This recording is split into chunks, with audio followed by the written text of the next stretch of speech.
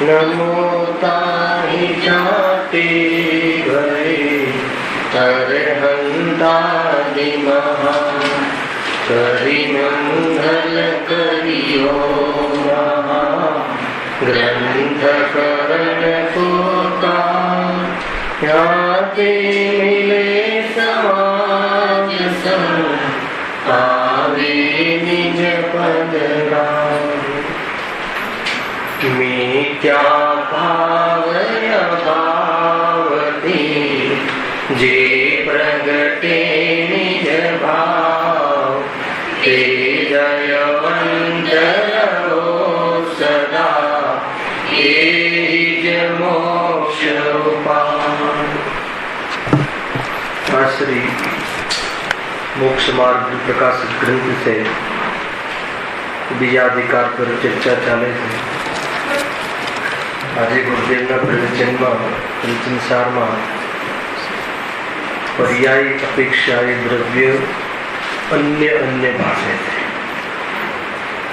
એક અનન્યપણું અને એક અન્યત્વપણું, બેમાં વિરોધાભાસને નો નિષેધ કરવાની ગાથા કાલે ચાલુ થશે।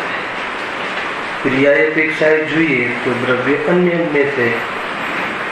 જ્યારે મનુષ્ય હોય છે ત્યારે દેવ તિર્યંચ કે નાતી હોતું નથી। એનો અર્થ એ થઈ ગયો કે એક પર્યાયમાંથી બીજી પર્યાય આવતી નથી, અને પર્યાય જે વખતે હોય છે એ વખતે એવું દ્રવ્ય ભાસે છે। મનુષ્યપણે જ્યારે પર્યાય હોય ત્યારે જીવ મનુષ્ય ભાસે છે। એટલે પર્યાય થી જોવામાં આવે તો દ્રવ્ય અનિત્ય છે। પેલા ભણી પણ ગયા છે આપણે, પર્યાય અનિત્ય છે એ સ્થૂળ કથન છે। પર્યાય અપેક્ષાએ જોઈએ તો દ્રવ્ય અનિત્ય છે, અને દ્રવ્ય અપેક્ષાએ જોઈએ તો દ્રવ્ય નિત્ય છે। એટલે દ્રવ્ય કથનચિત નિત્ય છે, કથનચિત અનિત્ય છે। કાલે બહુ સારી ગાથા આવવાવાળી છે। બે નહીંથી વસ્તુને જોવાના દ્રષ્ટિકોણ, દ્રવ્યાર્થિક નહીં અને પર્યાર્થિક નહીં, બે ચક્ષુ છે। દ્રવ્યાર્થિક નહીં સર્વથા બંધ કરીને જ્યારે જોવામાં આવે છે તો દ્રવ્ય અનેક રીતે ભાસે છે, રાગી, દ્વેષી, વિતરાગી, અનેક રીતે। અને જ્યારે પર્યાર્થિક નિજના ચક્ષુને બંધ કરીને જોવામાં આવે છે તો દ્રવ્ય સામાન્ય રૂપ એકરૂપ જોવામાં આવે છે। ત્યાં એક શરત મૂકે છે જીતુભાઈ કે દ્રવ્યાર્થિક આ બે ખોલીને, ત્રીજી બી એક અવસ્થા છે, બે ચક્ષુને ખોલીને જોવાની પણ પદ્ધતિ છે, હે ને। દ્રવ્ય અપેક્ષાએ ત્રિકાળ અને પર્યાય અપેક્ષાએ અનિત્ય, એ બે આંખો ખોલીને જોવાની પણ પદ્ધતિ છે।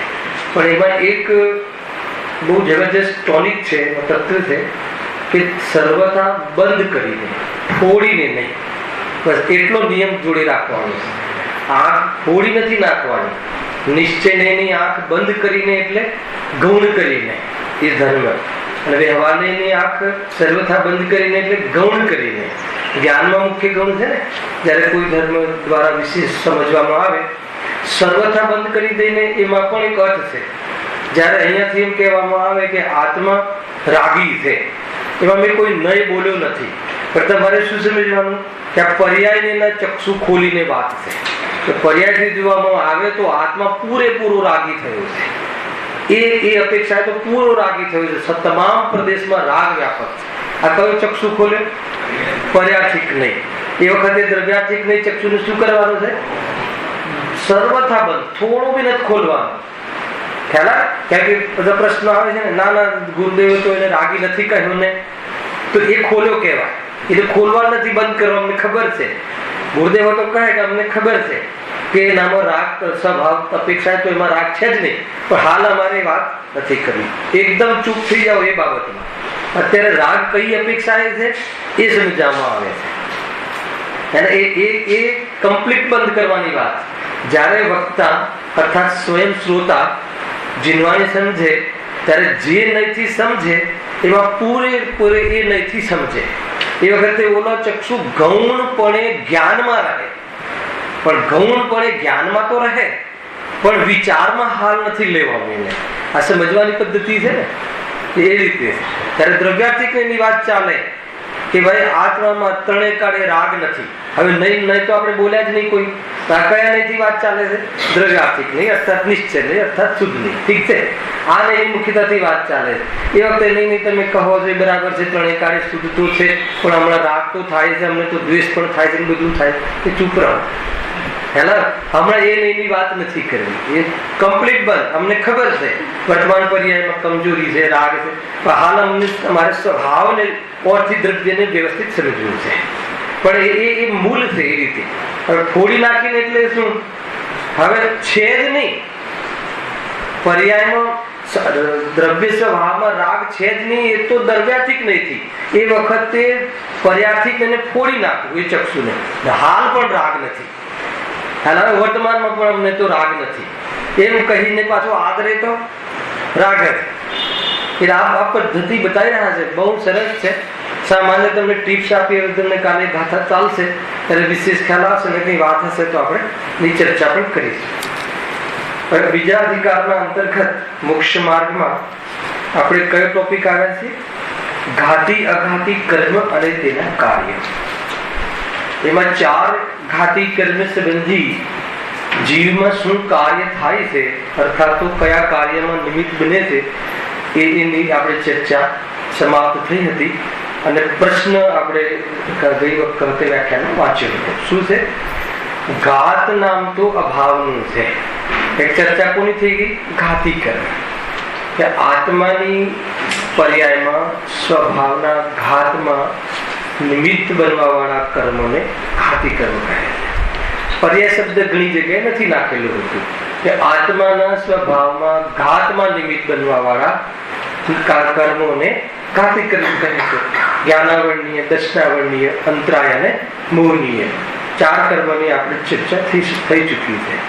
જ્ઞાનાવરણીય, દર્શનાવરણીય જીવના જ્ઞાન દર્શનમાં હિંમતામાં નિમિત્ત બને છે. એના ઉઘાડમાં આત્માનું જ્ઞાન દર્શન સ્વભાવ છે, જાણવું દેખવું સ્વભાવ છે, સામાન્ય અવલોકન, વિશેષ અવલોકન સ્વભાવ છે.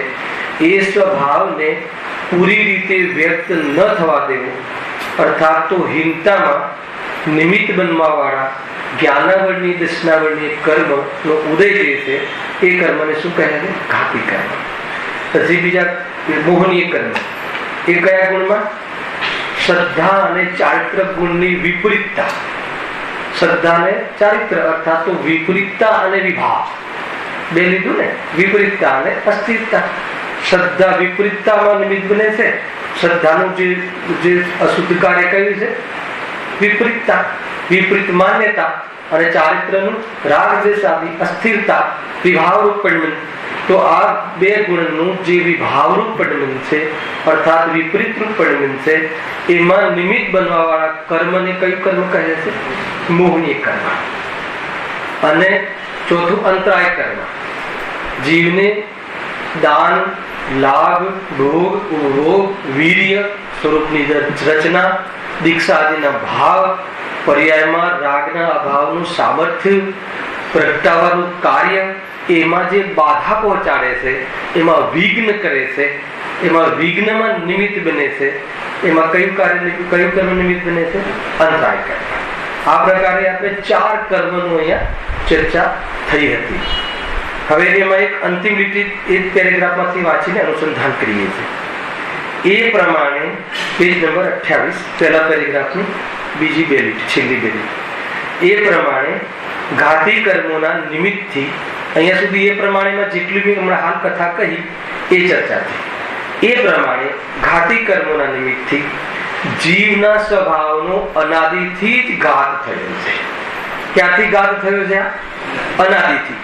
શું કહેવા માંગે છે એમાં બીજી લીટીમાં કહે છે, પણ એમ ન સમજવું કે પહેલા તો સ્વભાવરૂપ શુદ્ધાત્મા હતો, પરંતુ પાછળથી કર્મ નિમિત્તથી સ્વભાવઘાત વડે અશુદ્ધ થયો. ખ્યાલ આવ્યો? એમ ન સમજવું કે પહેલાથી સ્વભાવરૂપ શુદ્ધાત્મા હતો. આપેલા લીધું હતું આપણે. આત્મા સ્વભાવથી તો શુદ્ધાત્મા છે, પણ એનું પરિણમન પહેલાથી શુદ્ધ હતું. એમ ન સમજવું પહેલાથી જ કેવલ જ્ઞાન પ્રગટ થઈ ગયું અને પછી કર્મોએ એનો ઘાત કર્યો, એમ ન સમજવું. કેમ? કેમ કે આ સ્વભાવના ઘાતમાં નિમિત્ત બનવા વાળા કર્મોની નૈમિતિકતા ક્યાંથી છે? અનાદિથી છે. આપણે પકડ કયું ચાલી રહ્યું છે? કર્મ રોગનું નિદાન. અને ક્યાંથી છે? અનાદિથી આત્માને કર્મ રોગનું રોગરૂપ પરિણમન છે.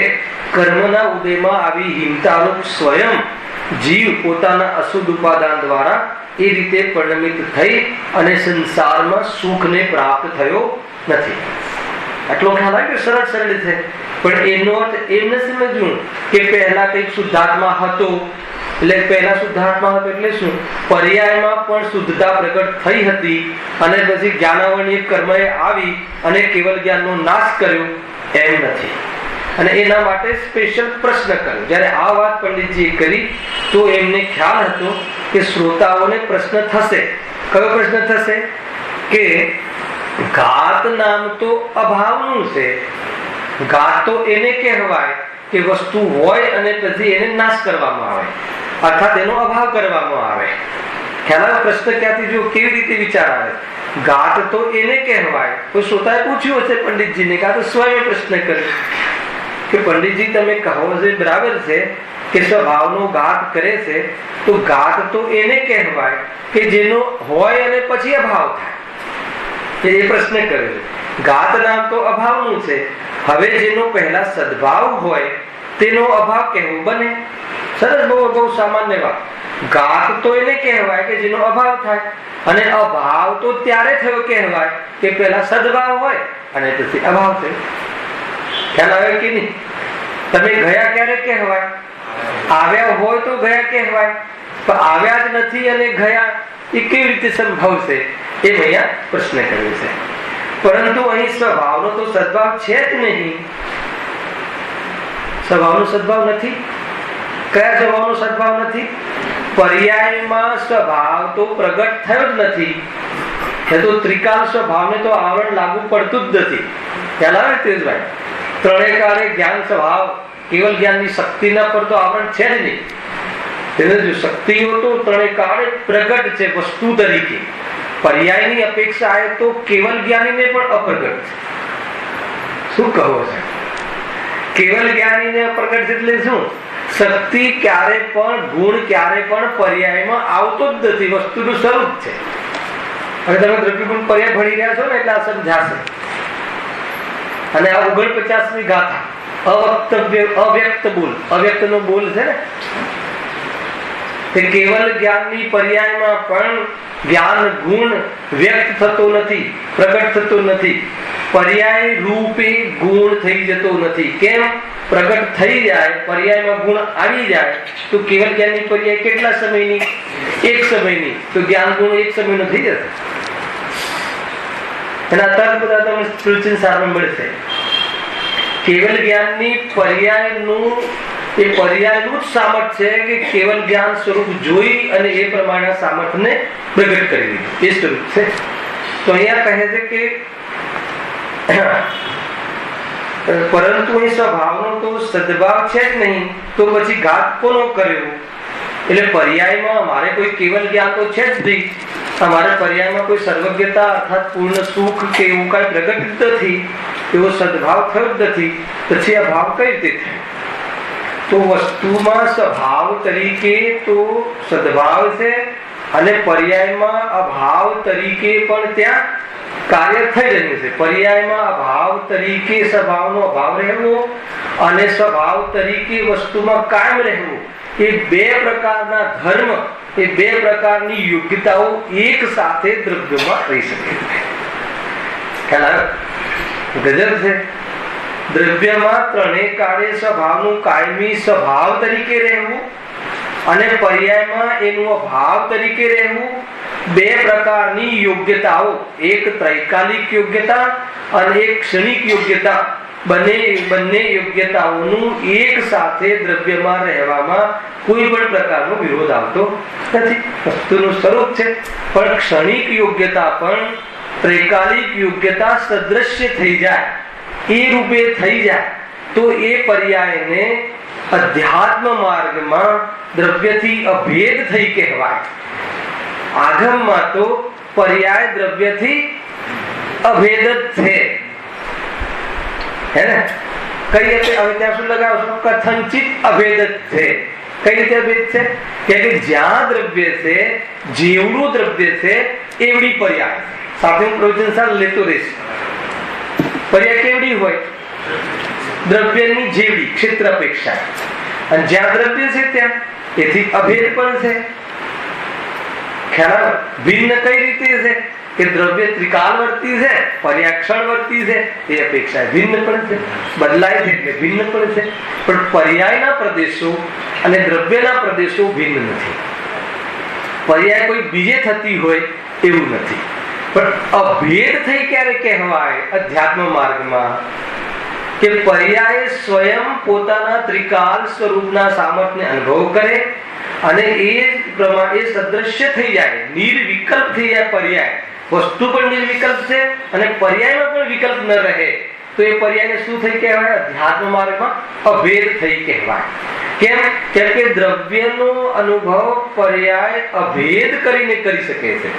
બે વધારા સાથે ચલાવું, એક વસ્તુનું સ્વરૂપ અને એક પ્રયોજન. સમજમાં આવે? પર્યાય અભેદ કરી ક્યારે કહેવાય? કે એના સામર્થ્યનો અનુભવ કરે, વસ્તુના કોઈ પણ અંશ વિકલ્પથી ટકતા નથી, તો પર્યાયમાં પણ વિકલ્પનો અભાવ થઈ જાય તો જેવી વસ્તુ છે એવી પરિણતિ પણ થઈ ગઈ કહેવાય. એને દ્રવ્યથી અભેદ અનુભવ કહેવાય છે. છૂટા રહીને અનુભવ કરી શકાય? છૂટા રહીને પર્યાય છૂટી રહી શકે? અધ્યાત્મ માર્ગમાં છૂટી રહી શકે એ પણ એક વસ્તુ બતાય. કેટલી અપેક્ષાઓ છે. છૂટી રહી ક્યારે કહેવાય ખબર છે? એક તો સંપૂર્ણ વિમુખ હોય એને છૂટી રહી કહેવાય. સ્વભાવ તરફ જોતો જ નથી તો છૂટી જ રહી ગઈ કહેવાય. અને એક સ્વભાવનો વિચાર કર્યા કરે એ પણ છૂટી રહી કહેવાય. કે વિચારમાં પણ અનુભૂતિ થતી નથી એટલે છૂટી રહી કહેવાય. વિચાર વિમર્શ કરી અને વિચારનું ફલ પ્રાપ્ત કરી લે, અભેદ અનુભૂતિ કરી લે તો શું કહેવાય? અભેદ થઈ ગઈ કહેવાય. પર્યાયની અભેદ ક્યારે કહેવાય? મોક્ષ માર્ગની અપેક્ષા અને વસ્તુ અપેક્ષા તો પર્યાય વસ્તુની બહાર મળતી જ નથી. એટલે દ્રવ્ય ગુણ પર્યાય તરીકે વસ્તુ તો અખંડ જ છે, એ વસ્તુનું ફંડામેન્ટલ થઈ ગયું. પ્રોસેસર ચાલે ને ખ્યાલ આવે બરાબર? એ તો ફંડામેન્ટલ થઈ ગયું. પણ મોક્ષ માર્ગમાં ક્યારે કહેવાય? સામાન્ય કહે કે હજુ આત્મા પોતાના ઘરે આવ્યો જ નથી, હજુ તો આત્મા પરસમય છે. પરસમય એટલે શું? હજુ આ પર્યાય આત્મામાં મળી જ નથી. એક બાજુ કહો મળી છે, એક બાજુ કહો મળી નથી, તો આગમ અપેક્ષા તો દ્રવ્યની બહાર પર્યાય મળે જ નહીં. તમારો અપરાધ, તમે જે કોઈ અપરાધ કર્યો હોય, જે કોઈ વ્યક્તિને જોઈને ક્રોધ કર્યો હોય, એ ક્રોધ તમારો ક્રોધ તમારી વ્યક્તિ પેલી વ્યક્તિમાં જોવા ના મળે, તમારા આત્મામાં જ જોવા મળે. એ અપેક્ષા એ દ્રવ્યમાંથી પર્યાય આવે છે અને એનાથી અભેદ છે. પણ જયારે મોક્ષ માર્ગની વાત આવે તો અહીંયા કહે છે કે અમે એ પર્યાયને અભેદ કહેતા જ નથી. જે પર્યાય સ્વભાવથી વિમુખ ચાલ ચાલતી હોય એને અમે અમારી કેમ કહીએ? સમજો? એ બી સામાન્ય અધ્યાત્મની ઓરથી. પણ જયારે દ્રષ્ટિનો વિષય અધ્યાત્મમાં ખડો કરશે તો કે તું કેવલ જ્ઞાન પ્રાપ્ત કરી લે તો પણ તું મારી નહીં. કેમ? કેમ કે અમે તો અનાદિ અનંતપણાને જ અમે પોતાનું માનીએ છીએ. હું તો હાલ આવી કેવલ જ્ઞાનની પર્યાય, અત્યાર સુધી તો કેવા દુઃખ વેઠ્યા છે પર્યાય, પણ હું તો દુઃખી થયો જ નથી. એ દ્રવ્ય સ્વભાવ અને આખું એનું જે સ્ટ્રક્ચર છે ને આ રીતે છે. બધા જે ગ્રંથોના સાર આ પ્રમાણે છે. અને અહીંયા તો ખાલી વાત એટલી છે કે અહીંયા કહે પર્યાયમાં સ્વભાવનો તો પર્યાય શબ્દ નથી નાખ્યો, આપણે લગાવવું પડે. પરંતુ અહીં સ્વભાવનો તો સદભાવ છે જ નહીં તો ક્યાં? તો પછી ઘાત કોનો કર્યો? અમારી પર્યાયમાં તો સ્વભાવનો સદભાવ છે જ નહીં. પહેલા પ્રાપ્ત કરી લીધો હોત, પછી નાશ થયો હોત તો અમે એને માનત કે ભાઈ ઘાત કર્યો છે. અહીંયા જે પ્રગટ નથી થયો તો ન થવા દેવાનું પણ એક કાર્ય છે. હે ને? મારે બહારગામ નથી જવું તો ન જવું એ પણ એક કાર્ય છે. ખ્યાલ આવે છે? તો ઘણી વાર એમ કહે છે ને ત્યાં થોડી અલગ વાત પડી જાય છે કે ભાઈ જૈન ધર્મનો મૂળ એજન્ડા શું છે? કાંઈ ન કરવું, એનું નામ જૈન ધર્મ છે. તો એમાં પણ ફરક છે. કાંઈ ન કરવું એમાં પણ ન કરવા રૂપ કાર્ય કર્યું એટલે જૈન ધર્મ નથી. તો જૈન ધર્મ શું છે? કોઈ જગ્યાએ ક્યાંય કરવા પણ છે નહીં એટલે તું જ્ઞાતા દ્રષ્ટા છે. એ જૈન ધર્મ છે. ખ્યાલ આવે જીતુભાઈ? બહુ ઊંચી વાત છે. ન કરવું કરીને બી કર્તૃત્વ પણ કરે છે. આ ન કરવું, આ ન કરવું, આ ન કરવું એમ કરીને કરવું થઈ ગયું કે ના થઈ ગયું? તો એ પણ એક કાર્ય સિદ્ધ થયું કે ના થયું? હવે એ રીતે છે. તો સુખને પ્રગટ ન થવા દેવા રૂપ, હવે ન થવા દેવામાં કોણ ન થવા દેવામાં એ કયો ઉદ્યમ કરે છે? જૈન ધર્મમાં તો નરક પણ પુરુષાર્થ વગર નથી મળતો. કાંઈ કર્યા વગર કશું મળતું નથી. સાતમી નરકમાં જવું હોય તો પણ કાંઈ કરવું પડે, એમને ન જવાય. ખોટો ઉદ્યમ કરવો જ પડે. તો સુખ પ્રગટ ન થવા દેવામાં શું કરીએ છીએ આપણે? એના વિરોધમાં કાર્ય કરીએ છીએ. સુખ પ્રગટ ન થવા દેવામાં મોહરાગ દ્વેષ કરીએ છીએ. તો આવી છે ને, મોહરાગ દ્વેષ રૂપ પરિણમિત કરી અને સુખ પ્રગટ ન થવા દેવા રૂપ આપણે જ આપણામાં દુશ્મન રૂપ કાર્ય કરી રહ્યા છીએ. તો એ તો થયું અશુદ્ધ ઉપાદાન, પણ એમાં નિમિત્ત કોણ છે?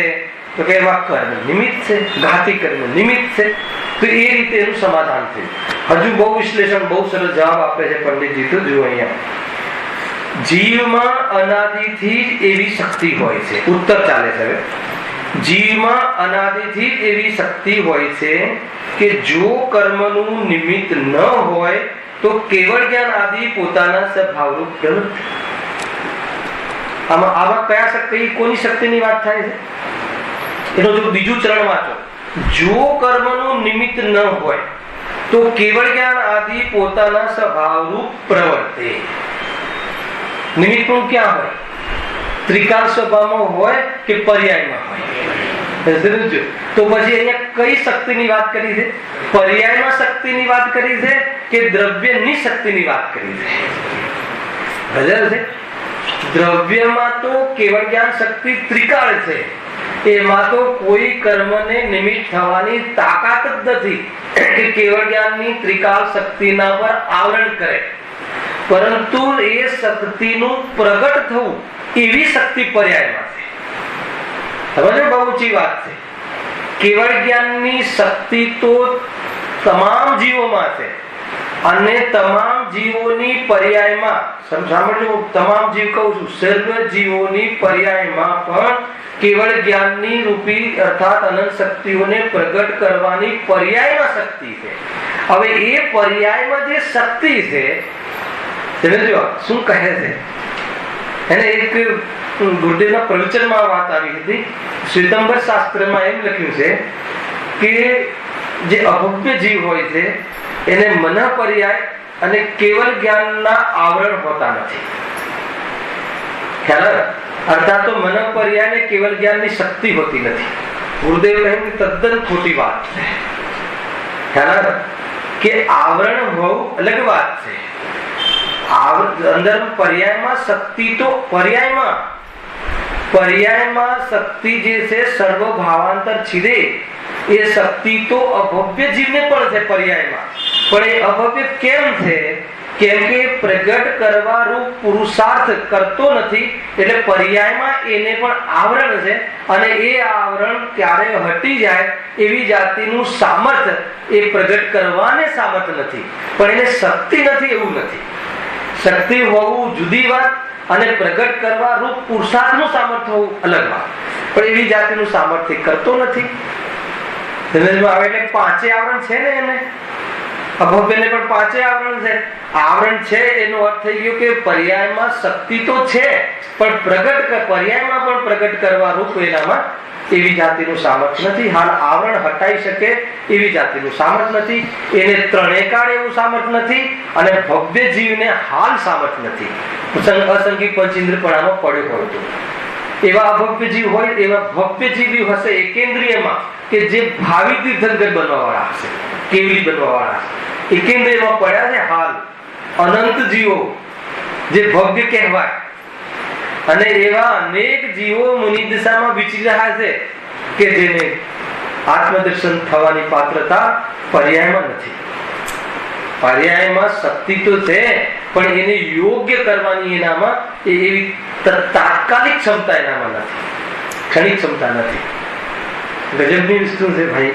જો એટલે અહીંયા કયા પર્યાયની વાત થાય છે? કઈ શક્તિની વાત થાય છે? જીવમાં અનાદિથી એવી શક્તિ હોય છે કે જો કર્મનું નિમિત્ત ન હોય તો, સમજો, આની બહુ ચર્ચાઓ ચાલે છે કે પર્યાયમાં કેવલ જ્ઞાન છે પણ ઢંકાઈ ગયેલું છે અને કેવલ જ્ઞાનનો અંશ કહ્યો છે ગુરુદેવે. બધા ઘણા પ્રકારની ભ્રાંતિઓ ચાલે છે અને કહ્યું છે કેવળ જ્ઞાનનો અંશ, ગુરુદેવે પણ કહ્યું છે, ધવલામાં પણ કહ્યું છે. તો કેવળ જ્ઞાનનો અંશ કઈ અપેક્ષાએ કહ્યો છે? એ જે સામાન્ય જ્ઞાન છે ને, ગુરુદેવનો અર્થ કરે છે આરતી જય કેવળ જ્ઞાન એટલે ફક્ત જ્ઞાન. એક તો એક અર્થ એક આવે, જોજો તમે હું જીનવટથી સાંભળો તો આ બધી વાતો છે. ફક્ત જ્ઞાન એટલે શું? ફક્ત જ્ઞાન એટલે મતિ સુધના ભેદ નહીં કરો. હાલ જ્ઞાન જાણવું છે ને, જાણવું જે અંશ છે એ ક્યારે પણ ઢંકાતો નથી. પણ એ જાણવું અંશમાં જે ભેદ પડે છે, ઓછું જાણે, વધારે જાણે, કેટલાક પદાર્થને જાણે, કેટલાકને પરોક્ષ જાણે, કેટલાકને પ્રત્યક્ષ જાણે, કેટલાકને સ્પષ્ટ ન જાણે, તો એના એક કર્મ આવરણથી એ અંશમાં ભેદ પડે છે. ત્યાં 4 પ્રકારના જ્ઞાનોનો ભેદ પડે. ચાલવા આવ્યો કે ના આવ્યો?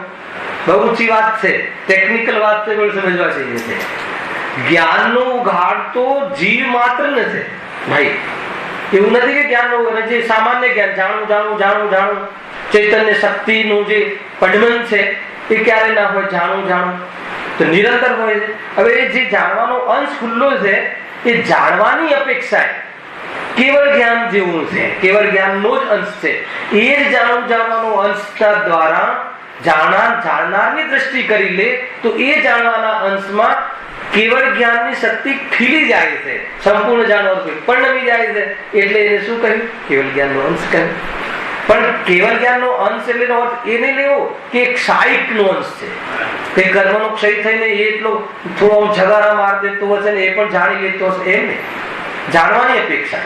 એક ઓર બી ચેપ્ટર આવે છે કે સમ્યક દ્રષ્ટિનું જે જ્ઞાન છે એને સમ્યક શુદ્ધ જ્ઞાન એ કેવળ જ્ઞાનને પોકારે છે, એમ ગુરુદેવ કહે છે ઘણી વખત. એને જોડે આવી ગઈ છે વાત, તો તમને અર્થ સમજાવો શું કહેવા માંગે છે જ્ઞાનીઓ. કેવળ જ્ઞાનને બોલાવે છે તો લોકોએ ઉલટો અર્થ કાઢ્યો કે જો ગુરુદેવે કહ્યું છે ને હાલ કેવળ જ્ઞાન છે, એમ નથી કીધું. તો લખ્યું મોક્ષમાર્ગ પ્રકાશનનું કોટેશન આપ્યું ગુરુદેવ અને કહે કે સમ્યક જાતિની અપેક્ષાએ શુદ્ધ જ્ઞાન અને કેવળ જ્ઞાન સમાન છે. સમ્યક જાતિની અપેક્ષાએ કેમ? કેમ કે સ્વને સ્વરૂપ અને પરને પરરૂપ જેવી રીતે કેવળ જ્ઞાની ભલે પ્રત્યક્ષ જાણે, પણ અહીંયા પરોક્ષ રીતે પણ અહીંયા સ્વને સ્વરૂપ અને પરને પરરૂપ જાણે છે, અનુભવ સાથે, વેદન સાથે. એટલે એ સમ્યક જાતિની અપેક્ષાએ એ જે શુદ્ધ જ્ઞાન અને કેવળ જ્ઞાનમાં ભેદ ન કરે, અપેક્ષાએ જોવાનું છે. આપણે નથી કહેતા કોઈ માન લો કે કોઈ એક નાનો વ્યક્તિ હોય ને કોઈ એક મોટો વ્યક્તિ હોય, તો આમ હૃષ્ટપુષ્ટ હોય પણ બંનેના અવાજ સમાન હોય, તો કે એના જેવો જ છે, એના જેવું ગાય છે એ નહીં બોલો હમણાં. તો કોઈ શું કે એના જેવો ક્યાંથી હોય બોલો? તો 8 ફૂટનો ને 3 ફૂટનો. અરે એ અપેક્ષાએ ભલે ભેદ હોય પણ ગાવાની અપેક્ષાએ કેવા છે? બંને સમાન છે. ખ્યાલ? તો અપેક્ષાઓથી સમજવું જોઈએ. તો એ રીતે એ કેવળ જ્ઞાનનો અંશ પણ કહ્યો. તો હવે એ જે એમાં કેવી શક્તિ, અને એક આવે ને શ્લોક, નમો સમય સારાય સ્વાનુભૂત્યા ચકાશતે ચિત્ત ભાવાય સર્વ ભાવાંતર છિદે. કેટલા વિશેષણ રાખે છે આમાં? 4 વિશેષણ છે. કયા? ચિત્ત ભાવાય અને સર્વ ભાવાંતર છિદે અને સ્વાનુભૂત્યા ચકાશતે. 4 વિશેષણ છે ને. તો એક ભાવાય વિશેષણ છે, એ તો દ્રવ્યની વાત થઈ, જીવની. ચિત્ત ભાવાય એ ગુણની વાત થઈ, ચેતન સ્વભાવ. અને 2 જે વિશેષણ છે પર્યાય, સ્વાનુભૂત્યા ચકાશતે અને સર્વ ભાવાંતર છિદે. તો સ્વાનુભૂત્યા ચકાશતે એ પર્યાયનું વિશેષણ છે કે એ આત્મા સ્વાનુભવથી ખ્યાલમાં આવે એવું છે, એ પર્યાયની વાત થઈ ગઈ. અને બીજી વિશેષણ શું છે? સર્વ ભાવાંતર છિદે. પર્યાયનો સ્વભાવ સર્વને પૃથક એક, બીજું પૃથક રહીને 2, એ રીતે જાણવાનો પર્યાયનો પર્યાય સ્વભાવ છે. અને આ પર્યાય સ્વભાવ કોને છે? જીવ માત્રને છે. અને આ પર્યાય સ્વભાવ જીવ માત્રને છે. એના વિકાસમાં જે ઘાત કરવામાં નિમિત્ત બને છે એ કર્મને આવરણવાળા કર્મ કહે છે. આપણી પર્યાયનો સ્વભાવ જાણવાનો, બરાબર છે કે નહીં? જાણવાનો એમાં તો વિરોધ નથી ને. તરતનું વાક્ય બદલું છે. આપણી પર્યાયનો સ્વભાવ સર્વને જાણવાનો છે. હાલ પ્રગટ છે કે નહીં? સર્વને જાણવાનો કે નહીં? પણ સર્વને જાણવાનો સ્વભાવ શામાં છે? પર્યાયમાં. તો એ શક્તિ શામાં થઈ ગઈ? પર્યાયમાં. હવે એને પ્રગટ કરવાની યોગ્યતા, સમજો, અર્થાત એને શ્રદ્ધા કરવાની યોગ્યતા તમામ સંગી પંચેન્દ્ર જીવોને છે. એની શ્રદ્ધા કરવાની એ કઈ યોગ્યતા થઈ ગઈ? પર્યાયગત યોગ્યતા. તમે સમજો, બહુ સમજવા જેવી વાત છે. સંઘી પંચેન્દ્રિય જીવોને સમ્યક દર્શન પ્રાપ્ત કરવાની પર્યાયમાં યોગ્યતા છે કે નહીં? એ કઈ યોગ્યતા થઈ ગઈ? પર્યાયગત યોગ્યતા. હવે જેને પર્યાયગત યોગ્યતા હોય, જેટલી પર્યાયની યોગ્યતા હોય એ પ્રમાણે કાર્ય કરે છે એવો નિયમ નથી. સમજો, કાર્ય કરે એને તત્સમયની યોગ્યતા કહેવાય. અને પર્યાયગત યોગ્યતા એ એની આખી પાત્રતા પર્યાયની કહેવાય. પણ એ પ્રમાણે કાર્ય ક્યારે કરે? એ પૂરી બધો પ્રોગ્રામ થશે ને, દેશના લબ્ધિ ને ક્ષૌક્ષમ લબ્ધિ ને કરણ લબ્ધિ, એ બધી લબ્ધિ પૂર્વક એક કાર્યક્રમ કરવાનો હાલ એનામાં, હાલ એ પ્રમાણે પુરુષાર્થ કરતો નથી. પાત્રતા તો છે. ઘણા જીવોને યોગ્યતા હોય પણ જેટલી શક્તિ હોય એવું કાર્ય ન પણ કરે. સ્થૂળ ઉદાહરણ, ઘણા એવા વ્યક્તિ છે આપણા સમાજમાં, અહીંયા બેઠેલા શૈલેષભાઈ, ધારે ને માનો તમારા સદિચ્છાનો પ્રશ્ન છે મંદિર બનાવવાનો, એક વ્યક્તિ આખું મંદિર બનાવી શકે એવી યોગ્યતા વાળા જીવો છે કે નહીં? છે કે નહીં? એક જ વ્યક્તિ પૂરું ધન કોઈની પાસે ગયા વગર મંદિર બનાવી શકે એવી યોગ્યતા છે. પણ એવી યોગ્યતા પ્રમાણે કાર્ય કરે એવો નિયમ નથી. ખ્યાલ આવે કે નહીં? ન પણ કરે અને કરે પણ ખરો. તો એમાં અંતર પડેલા આ યોગ્યતાની વાત. શક્તિ તો છે. કઈ શક્તિ? ત્રિકાલની વાત નથી. હવે અહીંયા પર્યાયમાં શક્તિ બહુ મોટી વાત છે. પર્યાયમાં શક્તિ હોવું, પર્યાયમાં પ્રગટ કરવાની શક્તિ. જો ત્રિકાલ શક્તિ છે ને, એને તો કર્મ સાથે સંબંધ જ નથી. અબદ્ધ સ્પષ્ટ અનન્ય કહે છે ને, તો એ તો એના પર આવરણની તો વાત જ નથી. પર્યાયમાં કર્મનું નિમિત્ત નૈમિત્તિકપણું લાગે છે. દ્રવ્યમાં તો કોઈ દ્રવ્યનો સ્વભાવ જે છે એને તો કોઈ હાલ ઢંકાયેલી છે ને પછી ખુલશે એવું નહીં, હાલ અધૂરી છે ને પછી પૂર્ણ થશે એવું નહીં, હાલ વિપરીત છે ને પછી સમ્યક થશે એવું નહીં. શક્તિ અર્થાત ગુણ તો ત્રણેય કાર્ય સમ્યક અને પૂર્ણ અને વસ્તુ તરીકે હંમેશા હયાતી વાળા સદાય વિદ્યમાનની અપેક્ષાએ સદાય પ્રગટ છે વસ્તુ તરીકે. પરંતુ એના પર દૃષ્ટિ ન કરે, પર્યાય એના પર વિશ્વાસ ન કરે, પોતાના સામર્થ્યનો પરિચય ન કરે, એનો ભરોસો ન કરે, તો પર્યાયમાં પ્રગટ થયું ન કહેવાય, પર્યાય એને સ્વીકાર કર્યો ન કહેવાય, એ અપેક્ષાએ અપ્રગટ કહેવાય. અને વેદ જ્ઞાનની જ્યોતિના બળ દ્વારા આગમના માધ્યમથી સ્વબળનો વિવેક કરી અને પરથી લક્ષ્ય હટાવીને પરમાં સંપૂર્ણ દાયિત્વ અને સંપૂર્ણ તાકાત એ વેરી દેતો હતો, એને ત્યાંથી હટાવીને પોતાના સ્વરૂપમાં સ્ફુરાયમાન કરીને, હે પોતાના સ્વરૂપને સ્વીકારીને એનો આહલાદ અનુભવ કરે, એનો આનંદ અનુભવ કરે, નિરાકુલતા અનુભવ કરે, ચૈતન્ય શક્તિનો ઉપયોગ કરે, તો એ પર્યાયમાં એ સામર્થ્યને પ્રગટ કર્યું કહેવાય. છતાં પણ વસ્તુના ફંડામેન્ટલ તરીકે પણ એક સમયની પર્યાયમાં શક્તિઓ આવી જતી નથી. અને એક સમયની પર્યાય ભલે હર સમય નિરંતર એવી ને એવી થાય પણ ટકી જાય અને ત્રિકાલ બની જતી નથી. એવું દ્રવ્યનું સામાન્ય વિશેષાત્મક સ્વરૂપ છે. તમારે આવતીકાલે એ ગાથા આવશે. એ સામાન્ય જે જ્ઞાનનો વિષય બને એ દ્રવ્યાર્થિક નહીં, અને વિશેષ જે જ્ઞાનનો વિષય બને એ પરાર્થિક નહીં. હે ને? તો એ જ્ઞાનનો વિષય બને એને સ્પષ્ટતા કરીને સ્વરૂપમાં રમી જેવું. વસ્તુનું સ્વરૂપ આ રીતે છે. બહુ આનંદિત વાત છે. આ તો કોઈ સામાન્ય વાત નથી. પર્યાયમાં યોગ્યતાની વાત આવી ગઈ. મારી પર્યાયમાં યોગ્યતા છે. હે ને? અને સંઘની પંચેન્દ્રિયપણાને તો હાલ પર્યાયમાં યોગ્યતા છે. અસંઘની પંચેન્દ્રિયને સુધી તો પર્યાયગત યોગ્યતા જ નથી. એકેન્દ્રિયથી લઈને અસંઘની સુધી તો પર્યાયમાં યોગ્યતા નથી. અને કોઈ કસાયની મનતાનું નિમિત્તપણું પામીને સંઘી પંચેન્દ્રિયપણે જીવ થયો. આ કથન આગળ આવશે ઘણી વાર.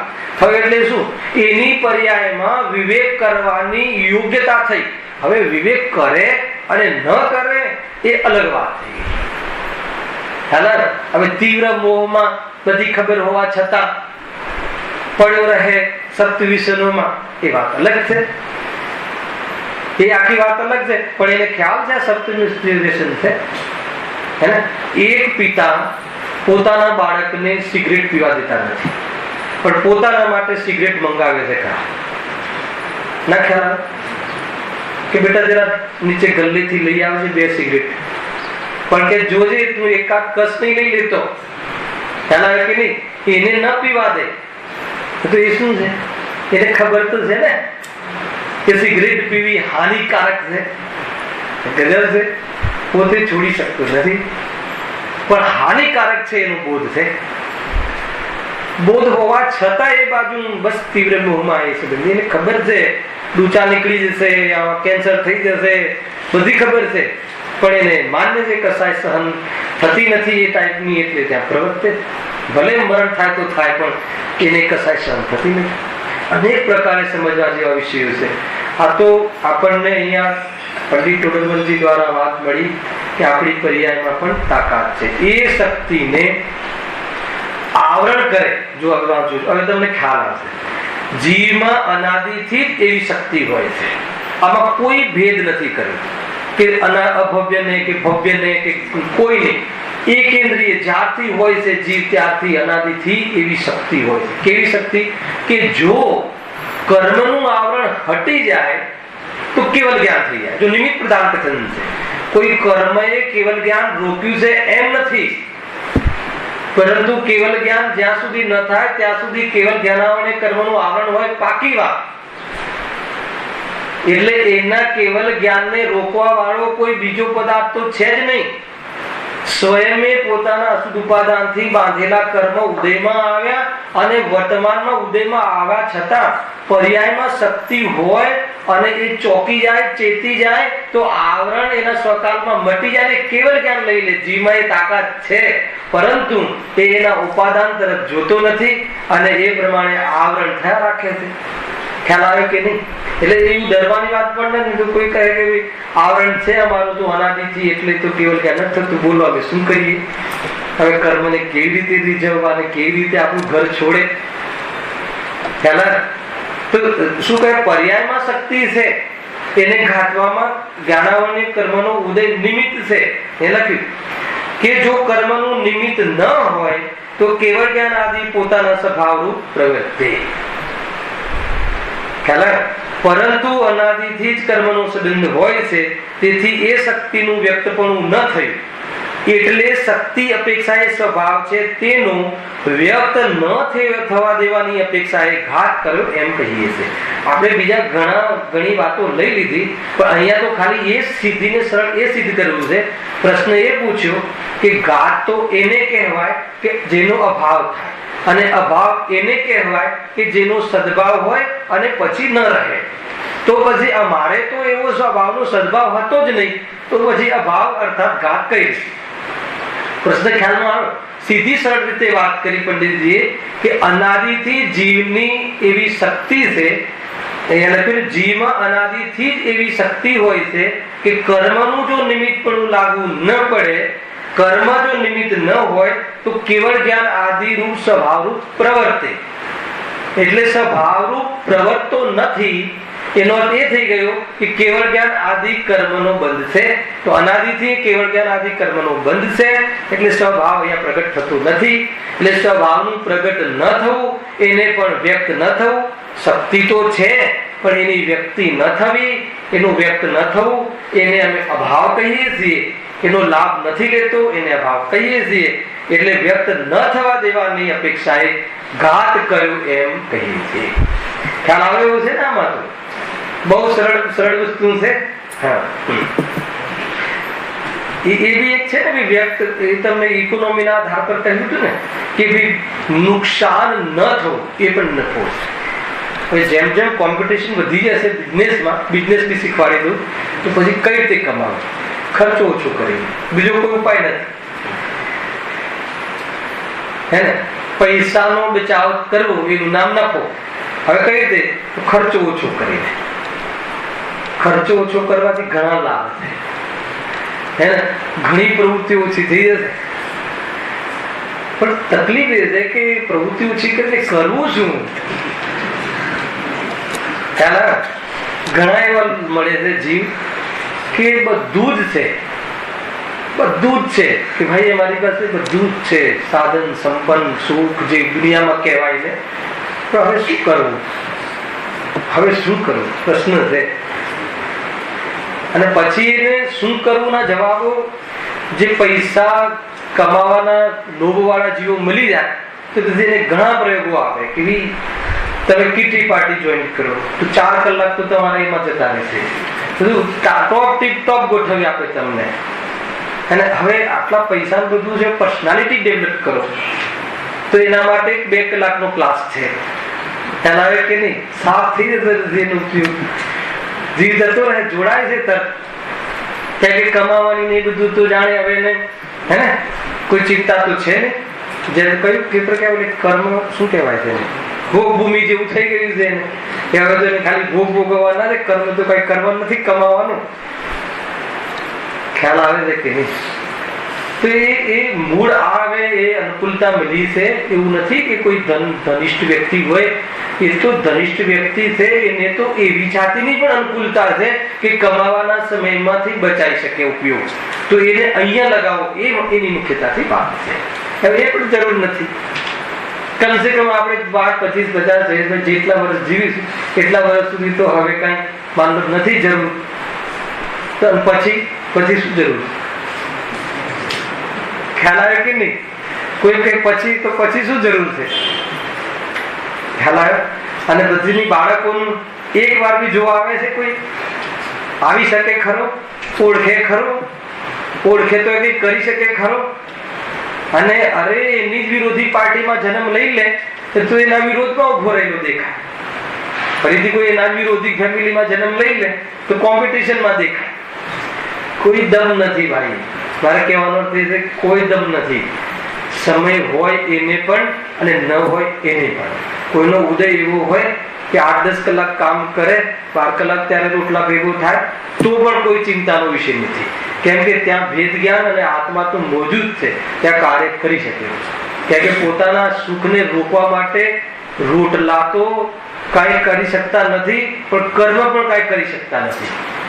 કેમ કે શક્તિ પ્રગટ કરે તો કર્મ તો ધ્રુજી જાય એવું છે. એટલે બધું જ આપણા હાથમાં છે. એટલી મોટી વાત મળી ગઈ, બધું જ મારા હાથમાં છે. એને મિથ્યાત્વ અર્થાત તો સમ્યક દર્શનમાં તો એવી તાકાત છે ને રાકેશભાઈ કે કસાયની કમર તોડી નાખે એવી તાકાત છે આત્મદર્શનમાં. ત્યાં લીધું હતું ને મહેન્દ્રભાઈ રવિવારે, યાદ છે એક લીટી? સમ્યક દર્શન પ્રાપ્ત થઈ જાય એને અનંત સંસાર શાંત પડી જાય છે. પેલી લીટી આ કહી હતી, યાદ છે? વ્યવસ્થામાં યાદ નથી રહેતું. એટલે જે પ્રસંગ કરે ને લાભ નથી લઈ શકતો. ખ્યાલ આવે? પણ હવે ચિંતા નથી. હવે બધા સાધર્મીઓને કોઈ વ્યવસ્થા જોઈતી જ નથી.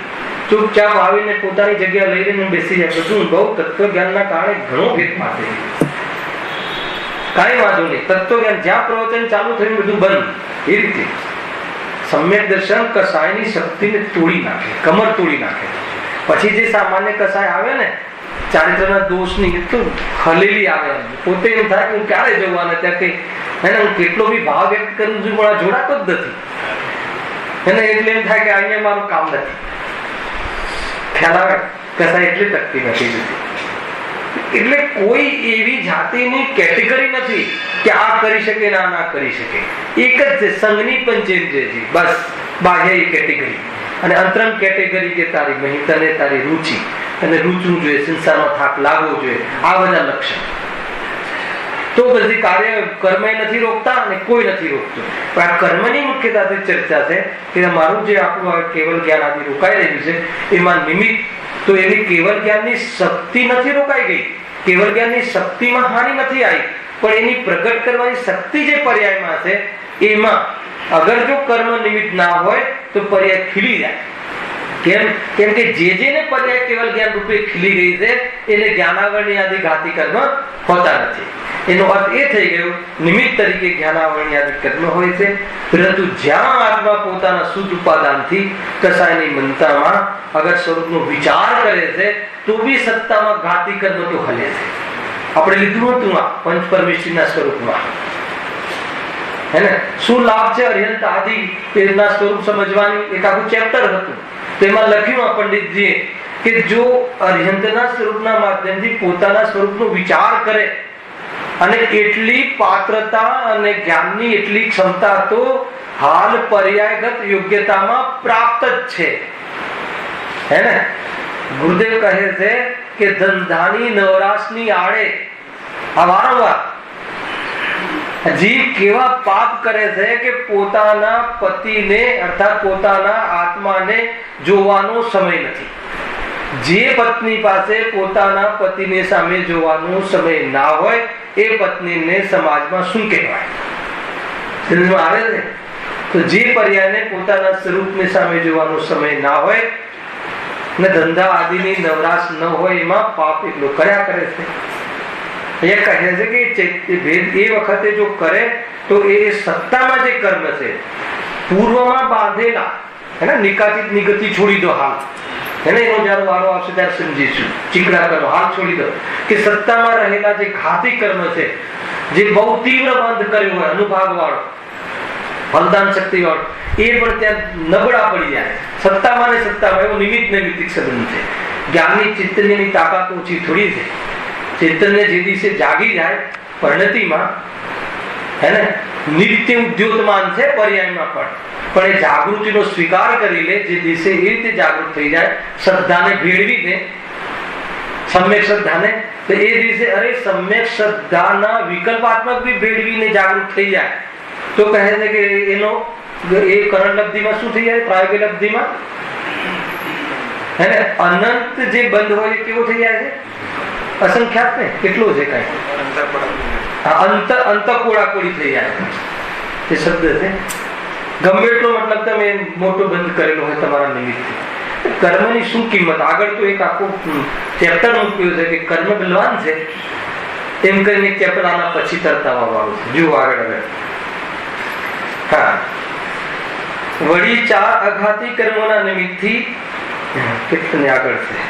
જીવમાં અનાદિથી જ એવી શક્તિ હોય છે કે જો કર્મનું નિમિત્ત ન હોય તો કેવળ જ્ઞાન આદિ પોતાના સ્વભાવરૂપ પ્રવર્તે, પરંતુ અનાદિથી જ કર્મનો સિદ્ધ હોય છે, તેથી એ શક્તિનું વ્યક્ત પણ ન થયું. એટલે શક્તિ અપેક્ષાએ સ્વભાવ છે તેનું વ્યક્ત ન થવા દેવાની અપેક્ષાએ ઘાત કરવો એમ કહીએ છીએ.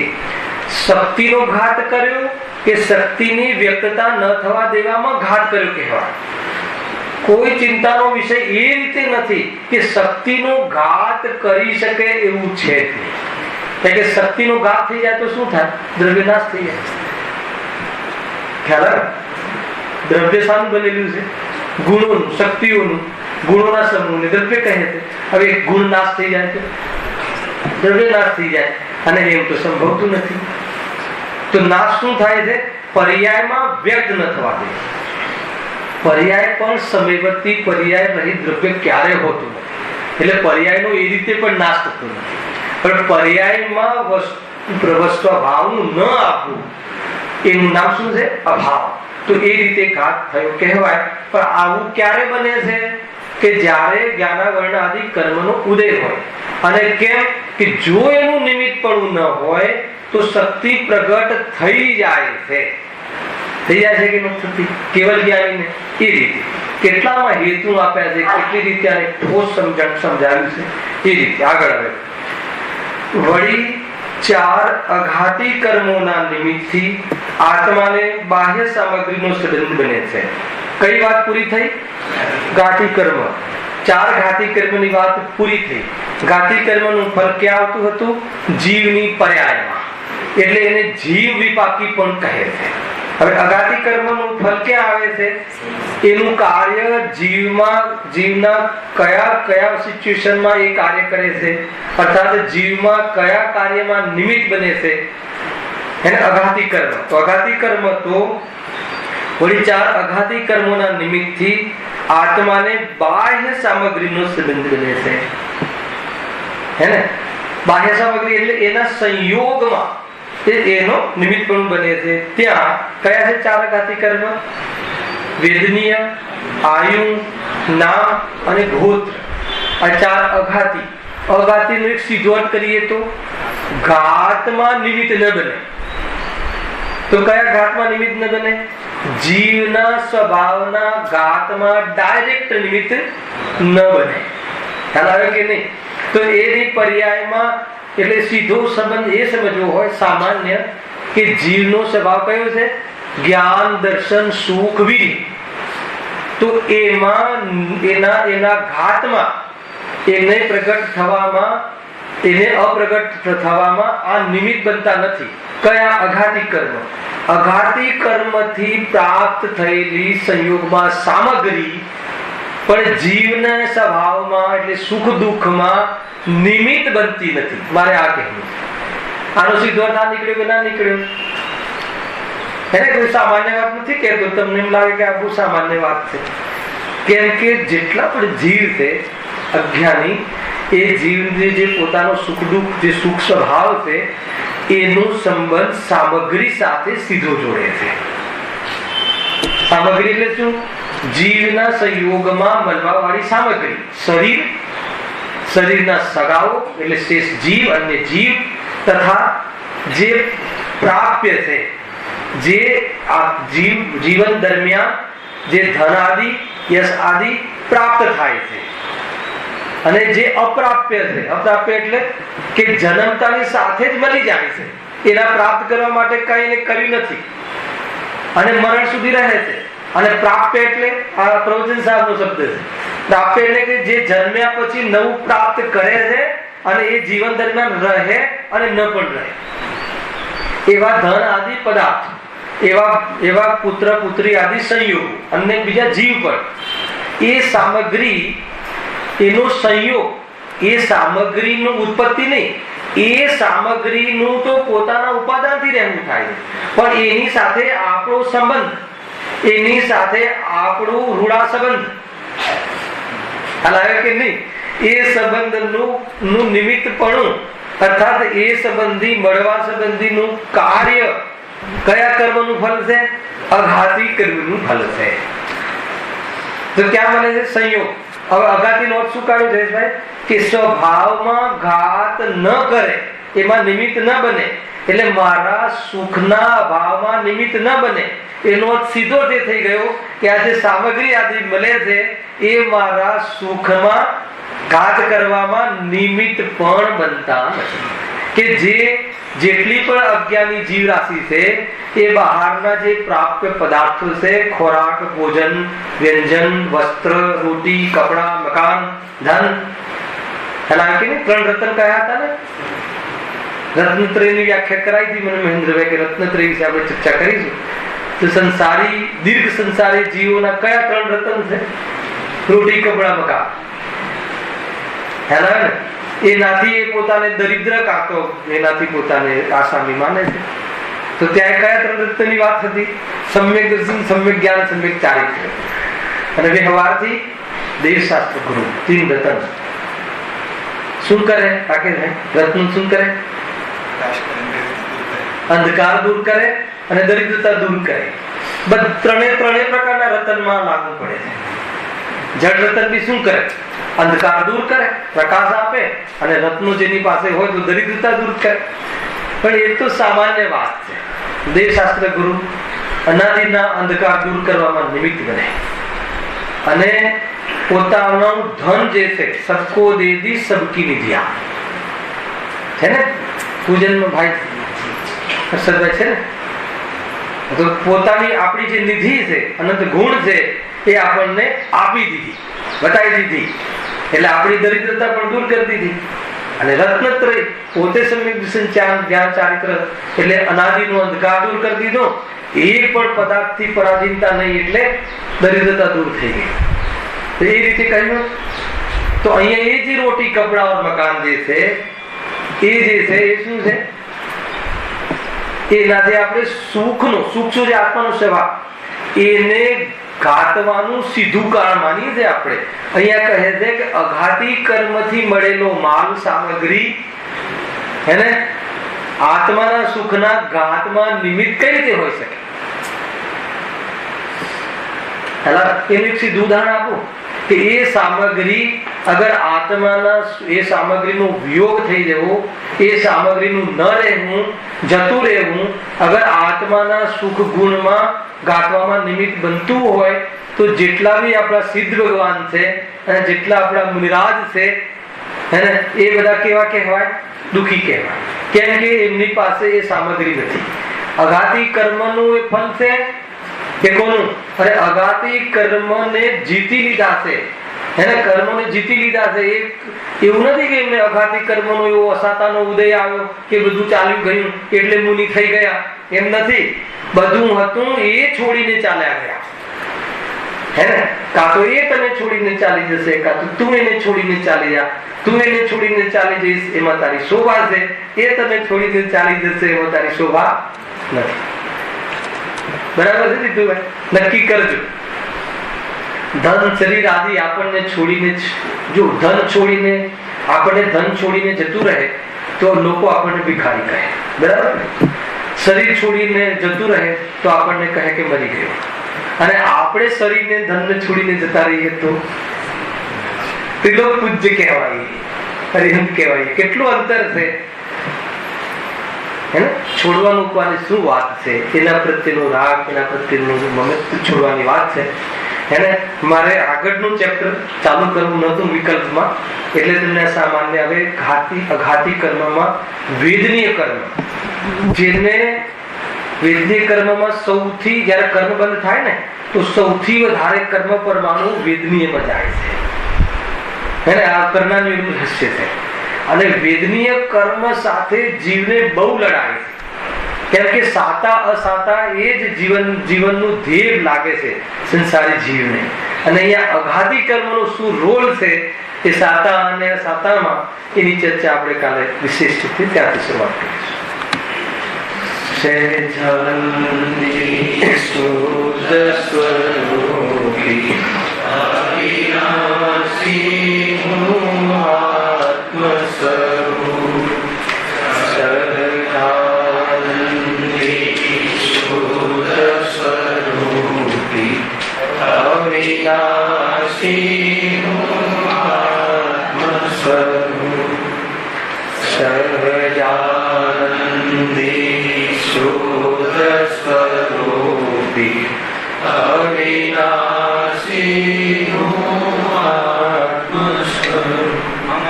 विराजमान देवादिदेव सुंदर भगवान रमेशा प्रसंसारादि सर्व दिवाणी हरिकाश